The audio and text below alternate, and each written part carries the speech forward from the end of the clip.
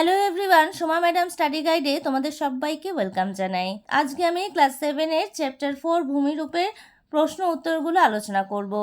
এর আগের ভিডিওতে আমি এই অধ্যায়টা ভালোভাবে বুঝিয়ে দিয়েছি।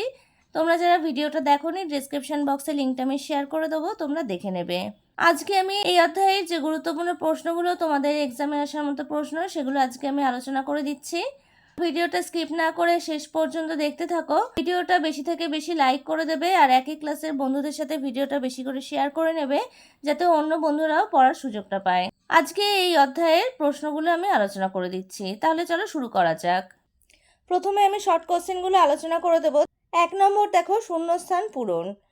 ক নম্বর দেখো, ভঙ্গিল পর্বতের শিলাস্তরে ড্যাশ পাওয়া যায়, উত্তরটা হবে জীবাশ্ম। খ নম্বর দেখো, পৃথিবীর দীর্ঘতম পর্বতমালা হলো আন্দিজ। গ নম্বর দেখো, দুটি স্তূপ পর্বতের মাঝে নিচু স্থানকে ড্যাশ বলে, উত্তরটা হবে গ্রস্ত উপত্যকা। এর পরের প্রশ্ন দেখো, মালভূমি ছোট ছোট নদী খাত দিয়ে বিচ্ছিন্ন হলে তাকে ড্যাশ বলে, উত্তরটা হবে ব্যবচ্ছিন্ন মালভূমি বলে। এরপর নম্বর দেখো, মালভূমির অপর নাম ড্যাশ, উত্তরটা হবে টেবিল ল্যান্ড। চ নম্বর দেখো, দুটি পর্বতচূড়ার মাঝখানে নিচু খাতের মতো অংশকে ড্যাশ বলে, উত্তরটা হবে উপত্যকা। 6 নম্বর দেখো, হিমালয় একটি ড্যাশ ভঙ্গিল পর্বত, উত্তরটা হবে নবীন ভঙ্গিল পর্বত। এর পরের প্রশ্ন দেখো, জার্মানির ব্ল্যাক ফরেস্ট একটি ড্যাশ এর উদাহরণ, উত্তরটা হবে স্তূপ পর্বতের উদাহরণ। এর পরের প্রশ্ন দেখো, ভূমিরূপ তৈরি হয় পৃথিবীর ড্যাশ ও ড্যাশ শক্তি দ্বারা, উত্তরটা হবে অন্তর্জাত ও বহির্জাত শক্তি দ্বারা। এর পরের প্রশ্ন দেখো, আরাবল্লী পর্বতের সর্বোচ্চ শৃঙ্গ হলো ড্যাশ, উত্তরটা হবে গুরুশেখর। এই প্রশ্নগুলো কিন্তু ভীষণ ইম্পর্টেন্ট, এগুলো তোমরা খুব ভালোভাবে পড়ো। এর পরের প্রশ্নে চলে আসো। দেখো 2 নম্বর প্রশ্ন, 2-1 কথায় উত্তর দাও। এগুলো 1 মার্কসের প্রশ্ন হিসাবে আসে। ক নম্বর দেখো, পৃথিবীর উচ্চতম পর্বতশৃঙ্গের নাম কি, উত্তরটা হবে মাউন্ট এভারেস্ট, 8,848 মিটার। খ নম্বর দেখো, পৃথিবীর দ্বিতীয় উচ্চতম পর্বতশৃঙ্গের নাম কি, উত্তরটা হবে গডউইন অস্টিন বা K2, 8,611 মিটার। এর পরের প্রশ্ন দেখো, পৃথিবীর প্রাচীনতম ভঙ্গিল পর্বত কোনটি, উত্তরটা হবে আরাবল্লী। পরের প্রশ্ন দেখো, ভারতের বিন্ধ্য কি জাতীয় পর্বত, উত্তরটা হবে স্তূপ পর্বত। এরপর 2 নম্বর প্রশ্ন দেখো, পৃথিবীর সর্বোচ্চ মালভূমির নাম কি, উত্তরটা হবে পামির মালভূমি। এর পরের প্রশ্ন দেখো, আল্পস কোন শ্রেণীর পর্বত, উত্তরটা হবে ভঙ্গিল পর্বত। 6 নম্বর প্রশ্ন দেখো, বিশ্বের বৃহত্তম বদ্বীপ সমভূমি কোথায় অবস্থিত, উত্তরটা হবে গঙ্গা ব্রহ্মপুত্র নদীর মোহনায়।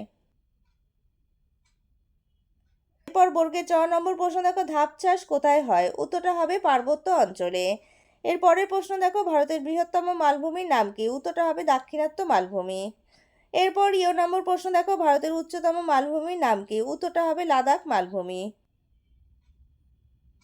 পরের প্রশ্নটা দেখো, দক্ষিণ আমেরিকার বিখ্যাত সমভূমি অঞ্চলের নাম কি, উত্তরটা হবে পম্পাস সমভূমি। এর পরের প্রশ্ন দেখো, ভারতের একটি ব্যবচ্ছিন্ন মালভূমির নাম লেখো, উত্তরটা হবে ছোটনাগপুর মালভূমি। তাহলে 1 মার্কসের প্রশ্ন হিসেবে এই প্রশ্নগুলো কিন্তু খুব ইম্পর্টেন্ট, তোমরা প্রতিটা প্রশ্ন কিন্তু খুব ভালোভাবে পড়বে। এর পরের প্রশ্নে চলে আসো। দেখো 3 নম্বর প্রশ্ন, সংক্ষিপ্ত প্রশ্ন উত্তর। এই প্রশ্নের উত্তরগুলো 2-1 লাইনে লিখতে হবে। এই প্রশ্নের মান কিন্তু 2 বা 3 মার্কসে থাকে। ক নম্বর দেখো, ভূমিরূপ বলতে কি বোঝো, উত্তরটা দেখো, ভূপৃষ্ঠের উপরিভাগে দৃশ্যমান সমতল কিংবা বন্ধুর বিভিন্ন আকৃতির অবয়বকে ভূমিরূপ বলা হয়। এর পরের প্রশ্ন দেখো, পর্বত কাকে বলে, উত্তরটা দেখো, সমুদ্রপৃষ্ঠ থেকে 1000 মিটারের বেশি উঁচু সুউচ্চ শৃঙ্গযুক্ত অনেক দূর ছড়ানো খাড়া ঢাল বিশিষ্ট শিলাময়। এখানে আকারটা তোমরা কেটে দেবে, এখানে আকারটা পড়ে গেছে, শিলাময় হবে, এখানে আকারটা কিন্তু হবে না। ভূমিরূপকে পর্বত বলে, যেমন হিমালয় পর্বত। এর পরের প্রশ্ন দেখো, ভঙ্গিল পর্বতের বৈশিষ্ট্য লেখো, উত্তরটা হবে এভাবে, ভঙ্গিল পর্বতের বৈশিষ্ট্য হেডিং করে নেবে। 1 নম্বর পয়েন্টস দেখো, পৃথিবীর যাবতীয় ভঙ্গিল পর্বত গিরিজনী আলোড়নের সৃষ্ট অনুভূমিক পার্শ্বচাপের ফলে পরিস্তরে ভাঁজ খেয়ে সৃষ্টি হয়েছে। 2 নম্বর দেখো, প্রধানত পাললিক শিলা দ্বারা ভঙ্গিল পর্বত গঠিত হয়। 3 নম্বর পয়েন্টস দেখো, অন্যান্য পর্বত অপেক্ষা ভঙ্গিল পর্বতের উচ্চতা বেশি। 4 নম্বর পয়েন্টস দেখো, সুবিশাল অঞ্চল জুড়ে এই পর্বত বিস্তৃত, এর প্রস্থ অপেক্ষা দৈর্ঘ্য অনেক বেশি। 5 নম্বর পয়েন্টস দেখো, পাললিক শিলা দ্বারা সৃষ্টি হওয়ায় ভঙ্গিল পর্বতে জীবাশ্ম দেখা যায়। তাহলে এইভাবে পয়েন্টস করে 5টা পয়েন্টস লিখে দেবে। এরপর ঘ নম্বর প্রশ্ন দেখো, স্তূপ পর্বতের বৈশিষ্ট্য লেখো। একইভাবে তোমরা পয়েন্টস করে লিখবে। উত্তরটা দেখো, 1 নম্বর পয়েন্টস, দুটি সমান্তরাল চ্যুতির মধ্যবর্তী অংশ উত্থিত হলে কিংবা দুটি সমান্তরাল চ্যুতির দুই পার্শ্বস্থ অংশ বসে গেলে স্তূপ পর্বত সৃষ্টি হয়। 2 নম্বর পয়েন্টস দেখো, স্তূপ পর্বত গঠনে অনুভূমিক ও উলম্ব বল পরস্পর কাজ করে। 3 নম্বর পয়েন্টস দেখো, স্তূপ পর্বতের শীর্ষভাগ চ্যাপ্টা প্রকৃতির হয়ে থাকে। 4 নম্বর দেখো, স্তূপ পর্বতের উচ্চতা মাঝারি হয়। 5 নম্বর দেখো, প্রায় প্রতিটি স্তূপ পর্বত খাড়া ঢাল বিশিষ্ট হয়। নেক্সট প্রশ্ন দেখো, 19 নম্বর প্রশ্ন, ভঙ্গিল পর্বতে জীবাশ্ম দেখা যায় কেন? এই প্রশ্নটা কিন্তু খুব ইম্পর্টেন্ট। উত্তরটা দেখো, সমুদ্র গর্ভে যখন স্তরে স্তরে পলি সঞ্চিত হয় তখন তার মধ্যে বিভিন্ন সামুদ্রিক উদ্ভিদ ও প্রাণী চাপা পড়ে যায়। বহু কোটি বছর ধরে ওই পলি জমাট বেঁধে পাললিক শিলায় পরিণত হওয়ার সময় চাপা পড়া উদ্ভিদ ও প্রাণীর দেহের চাপ, এটা পাললিক হবে, পালনিক হয়ে গেছে, এটা ল করে দেবে, পাললিক শিলায় রয়ে যায়। ওই ছাপযুক্ত শিলাকে জীবাশ্ম বলে। এবার পাললিক শিলাস্তরে চাপ বৃদ্ধির ফলে তা ভাঁজপ্রাপ্ত হয়ে ভঙ্গিল পর্বত সৃষ্টি করে। তাহলে অতি সংক্ষিপ্ত প্রশ্ন উত্তরগুলো আলোচনা করে দিলাম। এর 4 নম্বর দেখো, রচনা ধর্মীর প্রশ্ন উত্তর। এই প্রশ্নের মান কিন্তু 5 নম্বর করে থাকে। ক নম্বর প্রশ্ন দেখো, ভঙ্গিল পর্বত কাকে বলে? এই পর্বতের সৃষ্টি ব্যাখ্যা করো। এখানে একটা কোশ্চেন মার্ক হবে, ভঙ্গিল পর্বত কাকে বলে, এই পর্বতের সৃষ্টি ব্যাখ্যা করো। উত্তরটা দেখো এইভাবে, ভঙ্গিল পর্বত হেডিং করে নেবে। ভূপৃষ্ঠের কোমল পাললিক শিলাস্তর গিরিজনী প্রক্রিয়ায় পার্শ্বচাপে ভাঁজপ্রাপ্ত হয়ে যে পর্বত সৃষ্টি করে তাকে ভঙ্গিল পর্বত বলে। উদাহরণ হচ্ছে হিমালয়, আল্পস, রকি প্রভৃতি। এইভাবে উদাহরণ দিয়ে দেবে। এরপর হেডিং করবে ভঙ্গিল পর্বতের সৃষ্টি। প্রথমটা দুটো তত্ত্ব আছে, একটা হচ্ছে মহিকা তত্ত্ব, একটা হচ্ছে পাত সংস্থান তত্ত্ব। প্রথমটা লিখবে মহিকা তত্ত্ব অনুযায়ী। তাহলে তোমাদের মহিকা তত্ত্ব অনুযায়ী এবং পাত সংস্থান তত্ত্ব অনুযায়ী ভঙ্গিল পর্বত কীভাবে সৃষ্টি হয়, এই ধরনের প্রশ্নও আসে। তাহলে তোমরা এই উত্তরটাই লিখতে পারো। মহিকাতে দুই পার্শ্বস্থ ভূভাগ ক্ষয়প্রাপ্ত হয়ে পলির আকারে মহিকাতে সঞ্চিত হয়।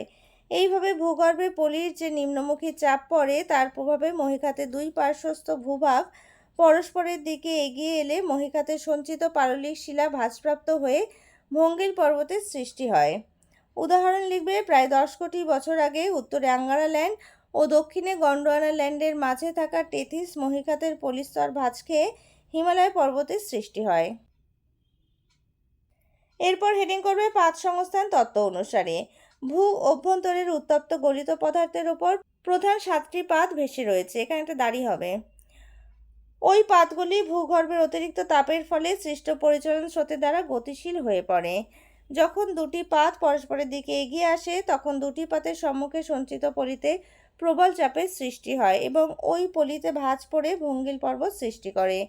যেমন ভারতের হিমালয় পর্বত পরস্পর অভিমুখী ভারতীয় পাত ও ইউরেশীয় পাতের সংযোগস্থলে টেথিস সাগরের সঞ্চিত পলির প্রচণ্ড চাপে ভাঁজপ্রাপ্ত হয়ে সৃষ্টি হয়েছে।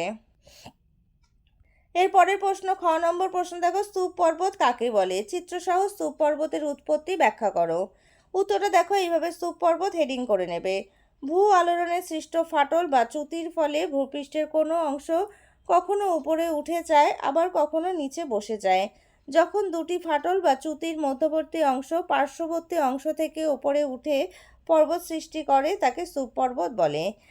আবার অনেক ক্ষেত্রে দুটি ফাটল বা চ্যুতির মধ্যবর্তী অংশ বসে যায় এবং পার্শ্ববর্তী দুই অংশ উপরে উঠেও স্তূপ পর্বত সৃষ্টি হয়, যেমন ভারতের সাতপুরা, ফ্রান্সের ভোজ প্রভৃতি। এবার হেডিং করবে স্তূপ পর্বতের সৃষ্টি। প্রবল ভূ আলোড়নে ভূত্বকীয় শিলাস্তরের টান ও সংনমনের দ্বারা খাড়া সমান্তরাল কিংবা কোণাকৃতি ফাটল সৃষ্টি হয়। সেখানে ওই ফাটলের একটি রেখা বরাবর পার্শ্বস্থ যে কোনো একটি ভূখণ্ডের স্খলন বা বিচ্যুতি ঘটলে তাকে, এখানে একটা ত পড়ে গেছে, তটা হবে না, তাকে চ্যুতি বলে। এই চ্যুতির ফলে ভূপৃষ্ঠের নিম্নোক্ত দুভাবে স্তূপ পর্বত গঠিত হয়। এক হচ্ছে দুটি সমান্তরাল চ্যুতির মধ্যবর্তী অংশের চাপের ফলে ঊর্ধ্বে উঠে যে স্তূপ পর্বতের সৃষ্টি করে তাকে হোস্ট বলে।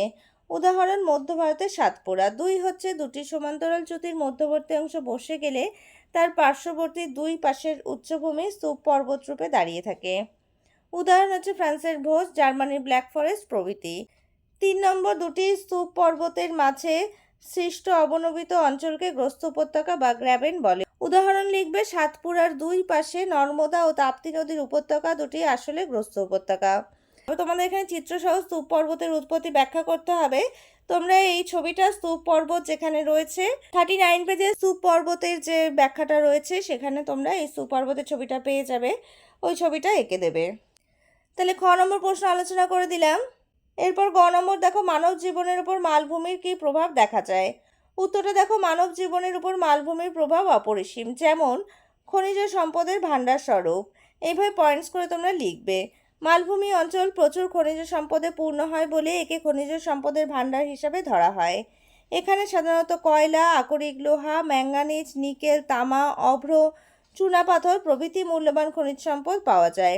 এই প্রাচুর্যের জন্য ভারতের ছোটনাগপুর মালভূমিকে ভারতের খনিজ ভাণ্ডার বলে। তাহলে ভারতের ছোটনাগপুর মালভূমিকে ভারতের খনিজ ভাণ্ডার কেন বলে, কোশ্চেন হিসেবে আসলে তোমরা এই অ্যান্সারটা লিখে দিতে পারো।